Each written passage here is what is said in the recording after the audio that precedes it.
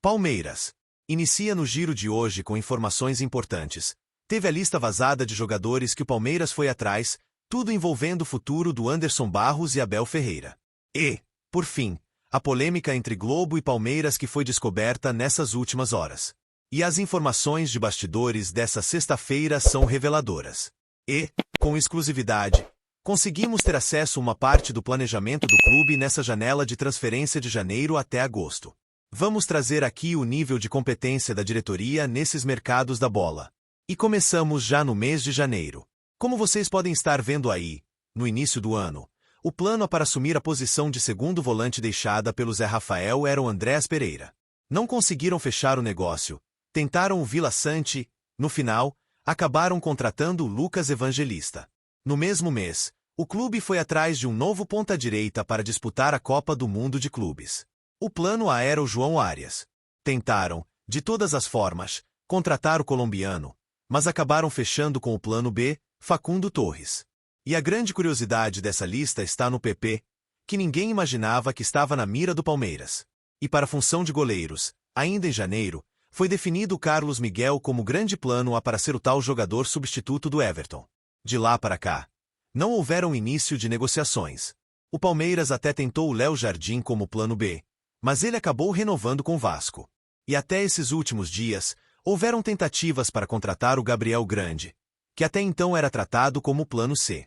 Mas, graças a Deus, houve reviravoltas. O Palmeiras voltou para o plano A de novo e não perderá esforços para tentar a contratação do Carlos Miguel, que acabou de ser liberado pelo Nottingham Forest para procurar um novo destino. Ainda seguimos na janela do começo do ano com o plano do Palmeiras para contratar o novo zagueiro. Até então, o plano A do clube era Valentim Gomes. Zagueiro. Ele chegou a abrir negociações com o Verdão, mas a alta pedida pelo Vélez na época acabou emperrando o negócio. O plano B, que era o Nino, também não houve possibilidades por conta da alta pedida dos Usos, que não aceitaram liberar o jogador por menos de 40 milhões, e agora é que entra a polêmica. O plano C, então, teve a possibilidade de jogar no Palmeiras, mas só não foi contratado por conta do plano D, Mikael. Ele, que chegou junto com o Bruno Fulquis, foi tratado pela diretoria como oportunidade de mercado. Ele jogador que chegaria para assumir uma posição abaixo do preço de investimento e corresponderia à altura. E por conta disso que muitos conselharam nesses últimos dias, quando descobriram esse vazamento, pegaram no pé da presidente. Não houveram nenhum lado que concordaram com a tomada de decisão. Referiram uma aposta da MLS ao invés de um jogador formado pelo Palmeiras e que estava brilhando no futebol brasileiro. E para finalizar as articulações do começo do ano, o plano A para assumir a camisa 9 do Palmeiras era Gabriel Jesus, que chegaria aqui para ser a grande referência do clube na Copa do Mundo. Mas por conta da sua lesão no final da temporada passada, não conseguiu realizar o sonho da diretoria. E partiu para o plano B, Vitor Roque. Ele que chegou aqui por um preço de 150 milhões, foi uma das contratações mais caras da nossa história. E agora estamos vendo o resultado. O curioso dessa lista é que o plano C era o Rodrigo Muniz, que hoje é uma das referências do Fulham e do futebol da Premier League nessa temporada. E agora partimos para essa janela de transferência, onde também obtivemos acesso às informações repassadas pelo Conselho. E começamos pela lateral direita. O Kelvin que foi contratado até então era o plano B do Palmeiras nessa janela. O plano A, que foi tratado como prioridade desde o começo do ano, era o Emerson Royal, que acabou fechando com o Flamengo. O plano C do planejamento era o Martineira, que caso não houvesse um acerto com o Kelvin nesses últimos dias, seria a grande opção da vez. Agora chegou as novidades da lateral esquerda. Nessa janela de transferência, o Palmeiras tem como plano Altagia Firko, destaque da seleção argentina, que está deixando o futebol francês. Ele vem tentando de todas as formas jogar no futebol sul-americano ainda nessa temporada.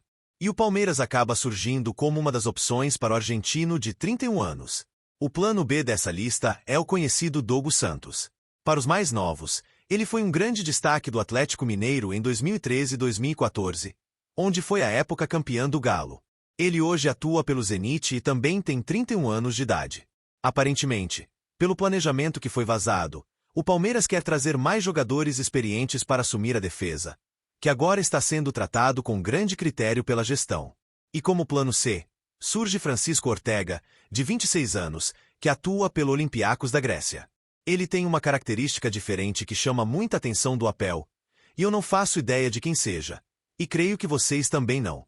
Mas está aí o nome que está sendo analisado pelo Departamento de Olímpicos. E agora, para finalizar com chave de ouro, temos a grande verdade envolvendo a função de segundo. Temos a grande verdade envolvendo a função de segundo volante. O plano do Palmeiras sempre foi o Wendel do Zenit. Ele então era visto como o grande substituto do Richard Hill. Antes dessas especulações todas, o Palmeiras foi atrás do brasileiro e ainda vive a expectativa de tentar alguma coisa até o final dessa janela. O plano B, Mardoni, destaque do Racing, que não foi prioridade por enquanto por conta da força-tarefa pelo Endo. O grande plano C era o Nelson de Alçar, que acabou nem abrindo negociações com o Palmeiras e acabou fechando com o Real Betis. E o nível de competência é tanto que até o plano D surgiu no meio do caminho. Marcel Ruiz, que era tratado como uma especulação, realmente teve seu nome ligado nos bastidores do Palmeiras. Obtentou a sua contratação, mas até aqui é mais um que não foi para frente por conta da alta pedida e pela enrolação da diretoria. E ainda sobre as informações de bastidores, houve confirmações com o conselho por conta desse baixo desempenho na janela e estão formalizando o pedido de demissão do Anderson Barros.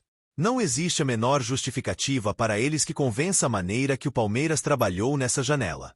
E eu peço com gentileza que vocês deixem a sua análise diante desses nomes apresentados. Será que a diretoria acertou nas escolhas? Será que o conselho está passando dos limites? Ou tem total razão nessa análise? Durante essas últimas horas, houveram diversas situações envolvendo o destino do Abel Ferreira. Enquanto um lado da imprensa trouxe a garantia de que ele não vai renovar no final do ano, o outro lado expôs a possibilidade dele ser demitido nesses próximos dias. E afinal, qual lado está certo? Bom, diante das informações de dentro do Palmeiras, tudo que está sendo falado não passa de suposições. O fato é que o Palmeiras continua com o planejamento de renovar com o Abel e o treinador também tem a ambição de continuar aqui. A sua família segue muito bem adaptada na rotina de São Paulo. A sua esposa, por incrível que pareça, gosta muito da cidade. Por onde ela vai é bem reconhecida pelos palmeirenses e muito bem recebida. Todos esses protestos que estão surgindo nas redes sociais, nos estádios, não significam nada na vida pessoal do Abel Ferreira, que continua sendo bem recebido pelos palmeirenses nas ruas. Por incrível que pareça, aqueles que mais criticam ele nas redes sociais, quando vê o homem de perto, o semblante muda. E portanto, de tempo ao tempo, até o final do ano serão 3 meses e até lá vamos descobrir o que será feito sobre o futuro do Abel Ferreira. E deixe aí a sua opinião nos comentários. Fica Abel ou fora Abel? Palmeiras. Está havendo um conflito entre Palmeiras e Rede Globo. E o motivo é, no mínimo, curioso. A emissora que vai comandar as transmissões desse próximo jogo do Verdão contra o Ceará está empenhada em fazer uma transmissão completamente exclusiva. E tudo isso está trazendo um pouquinho de curiosidade na direção. Por que será que está havendo essa força-tarefa toda? Logo agora que não é o momento decisivo. E bora fingir que tudo isso não tem nada a ver com a situação do Abel Ferreira. Bora acreditar que não existe a rixa entre treinador e a imprensa do futebol brasileiro. Eles sabem muito bem que esse jogo dentro do Allianz será repleto de protestos e críticas. E nada melhor do que viralizar tudo isso fazendo aquela transmissão de excelência, né? Vocês querem ver o Abel fora do Palmeiras, né? Pois é. Agora resta saber o que o clube vai fazer diante dessa situação. Será que vai colocar novamente um DJ atrás do Gol Norte? Ou vai abafar o som do hino do Palmeiras? Palmeiras. Mais um prejuízo para os cofres do Palmeiras. Vanderlei, que o ano passado recebeu proposta de 7 a 8 milhões de euros no futebol europeu, agora acabou saindo para o RB Bergantino por 4 milhões de euros. Ou seja, deixando de receber mais de 30 milhões de reais pelo jogador. E mesmo que a diretoria esteja tirando de si a culpa de tudo o que está acontecendo na carreira do jogador, eles poderiam ter analisado da melhor forma. O auge do Vanderlei foi em 2023. De lá para cá só houveram oscilações no seu futebol. Podemos dizer que, mais uma vez, o RB Bergantino apareceu para ser a nossa salvação dos problemas. Uma curiosidade nessa venda toda é que, ao contrário do acordo que foi feito com John, o Vanderland ainda terá os seus direitos pertencendo ao Palmeiras. A previsão é que esses 15 serão revendidos lá no futuro. Muito ao contrário do que aconteceu com o Meia, que além de ter sido vendido, também teve todo o seu passo fixado no contrato. O Palmeiras praticamente duvidou que ele fosse dar a volta por cima por lá e agora estão arrependidos do acordo que foi feito. Quem tá rindo dessa situação toda é a Safi Redco, que pagará menos de 20 milhões de reais pelos 20% do jogo. Palmeiras. É tudo de caso pensado e a Leila Pereira não é besta. Ela está dando entrevista, falando isso, aquilo, mas nos bastidores a sua postura é completamente diferente. Dessa vez, as movimentações internas estão completamente diferentes dos últimos anos. O fato da presidente ter entregado o caixa do clube para investimento está fazendo ela abrir os olhos e analisar com toda cautela os próximos passos que serão dados. E segundo as informações, ela está um pouco incomodada com a forma que seus homens de confiança agiram nessa pequena reformulação. E logo na primeira vez que a Leila resolve entregar os lucros dos últimos anos para investimento, a diretoria, então, não conseguiram trazer um desempenho melhor diante dos gastos que foram feitos. Cerca de 500 milhões de reais que poderiam ser muito bem aproveitados da maneira certa. E por conta de toda essa situação que Anderson Barros está um pouco preocupado. Dependendo do que for acontecer nessas Libertadores, o seu cargo estará em jogo. E lá dentro já existem confirmações que, ao menos, se terminar mais um ano sem títulos, o primeiro a ir por o olho da rua será o diretor. Por enquanto não existe um nome certo para ser o substituto dele. Mas bora ficar de ouro, porque a batata está assando. E se você chegou até aqui, eu agradeço muito a sua presença. E amanhã estaremos de volta para mais informações do nosso Verdão. Tamo junto e até a próxima.